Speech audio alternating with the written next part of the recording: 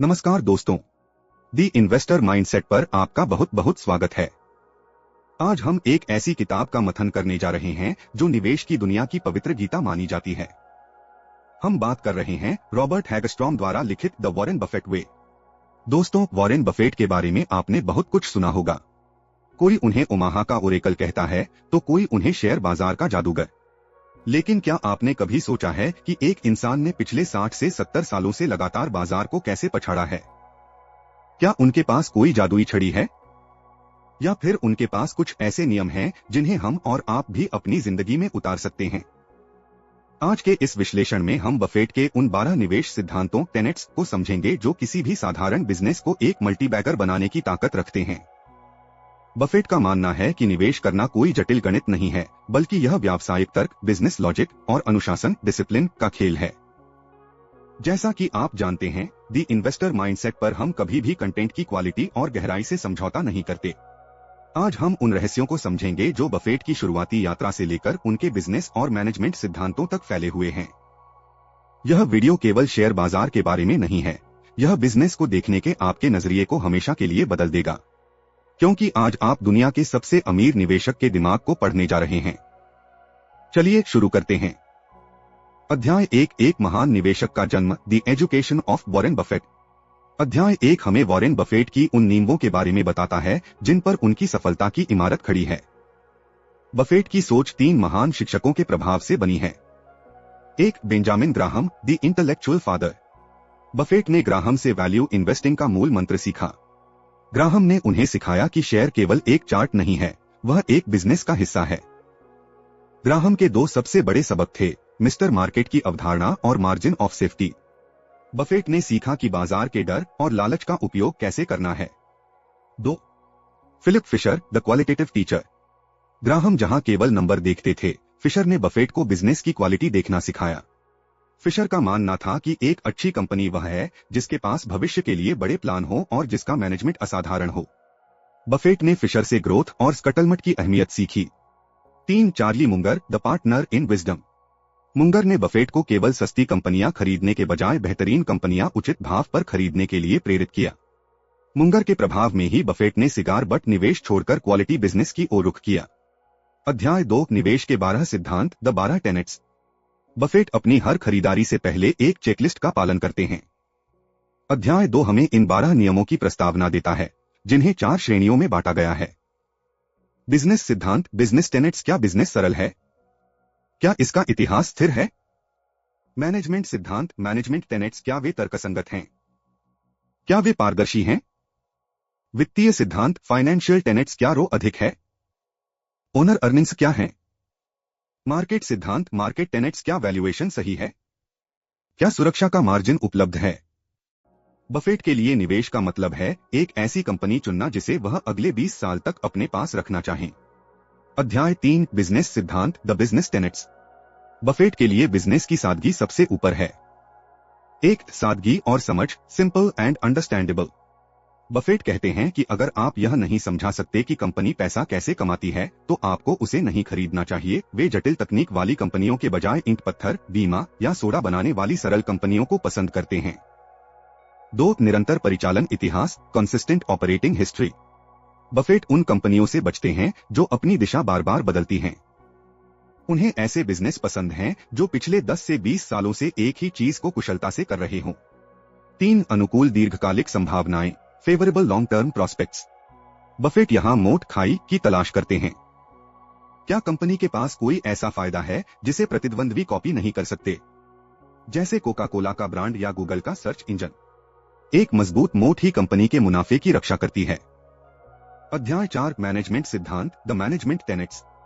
Buffett का मानना है कि एक अच्छा बिजनेस भी खराब मैनेजमेंट के हाथों बर्बाद हो सकता है। 1, तर्कसंगता, रैशनैलिटी। क्या मैनेजमेंट कंपनी के अतिरिक्त कैश का सही उपयोग कर रही है?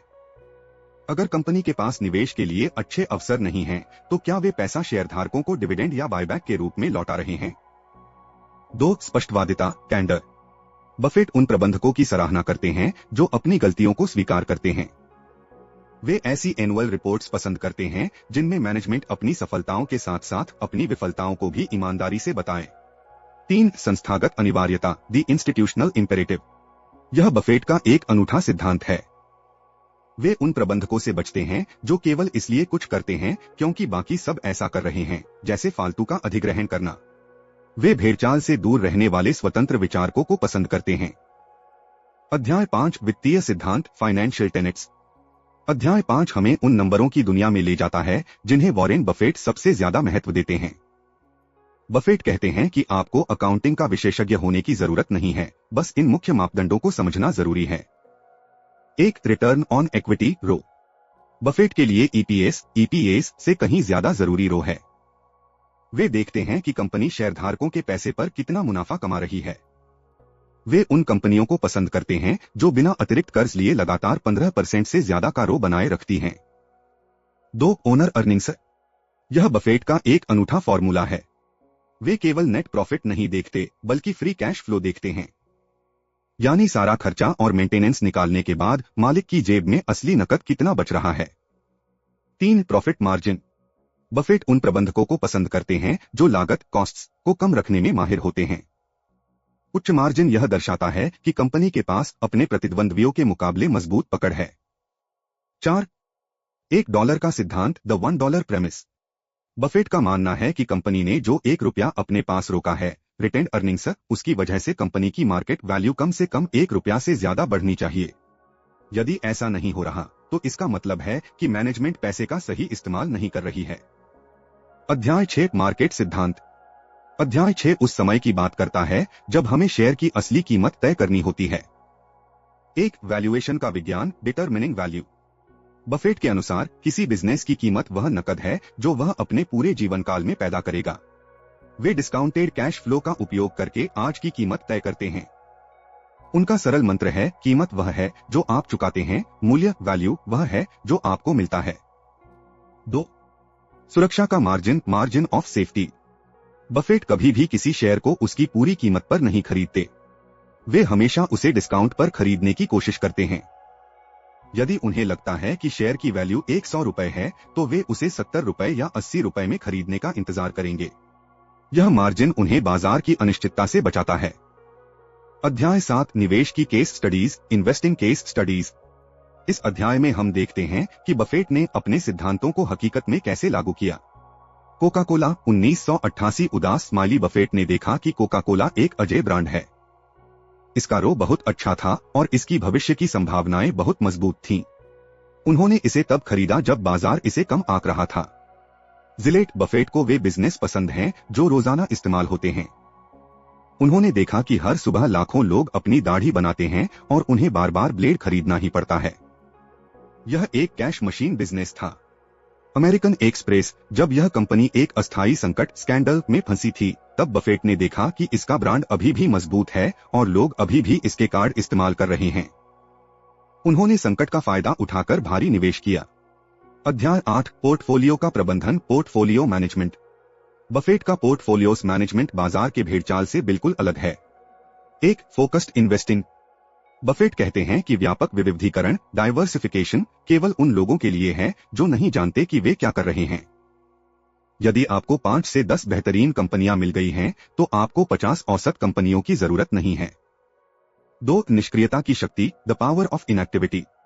बफेट बार बार शेयर खरीदने और बेचने में विश्वास नहीं रखते। वे कहते हैं कि निवेश में इंतजार करना सबसे ज्यादा पैसा बनाता है। एक बार सही कंपनी चुन ली तो उसे दशकों तक पकड़े रखें। अध्याय 9 निवेश का मनोविज्ञान, द साइकोलॉजी ऑफ इन्वेस्टिंग। अंतिम अध्याय उस मानसिकता पर है जिसके बिना सारे नियम बेकार हैं। मिस्टर मार्केट का उपयोग, बाजार को अपना गाइड न बनने दें, उसे अपना नौकर बनाएं। जब वह डर में सस्ते दाम पर शेयर बेचे तब खरीदे, और जब वह लालच में बहुत महंगे दाम मांगे तब चुप रहें। भावनात्मक नियंत्रण। बफेट कहते हैं कि अगर आप अपने शेयर को 50% गिरते हुए नहीं देख सकते तो आपको शेयर बाजार में नहीं होना चाहिए। शांति और धैर्य ही एक निवेशक के सबसे बड़े हथियार हैं। तो दोस्तों, रॉबर्ट हैगस्ट्रॉम की महान पुस्तक द वॉरेन बफेट वे का यह मंथन आज यहाँ संपन्न होता है। हमने इन 2 भागों में निवेश के उन रहस्यों को समझा जो किसी साधारण व्यक्ति को भी अमीर बना सकते हैं। वॉरेन बफेट की सफलता का राज कोई गुप्त फॉर्मूला नहीं है, बल्कि यह सिद्धांतों के प्रति अटूट वफादारी और असीम धैर्य का परिणाम है। वे हमें सिखाते हैं कि निवेश केवल पैसा बनाने का तरीका नहीं, बल्कि एक जीवन जीने का तरीका है। आज का अंतिम सवाल, क्या आप बाजार के शोर को छोड़कर एक बफेट स्टाइल निवेशक बनने के लिए तैयार हैं? कमेंट में अपनी राय जरूर साझा करें। वीडियो को लाइक करें, इसे अपने उन दोस्तों के साथ शेयर करें जो बाजार में पैसा गंवा रहे हैं, और दी इन्वेस्टर माइंडसेट को सब्सक्राइब करना न भूलें। मिलते हैं अगले वीडियो में एक नई मास्टर क्लास के साथ। तब तक के लिए अनुशासित रहिए, सीखते रहिए और हमेशा समझदारी से निवेश करते रहिए। मैं हूं आपका दोस्त और आप देख रहे थे दी इन्वेस्टर माइंडसेट। जय हिंद।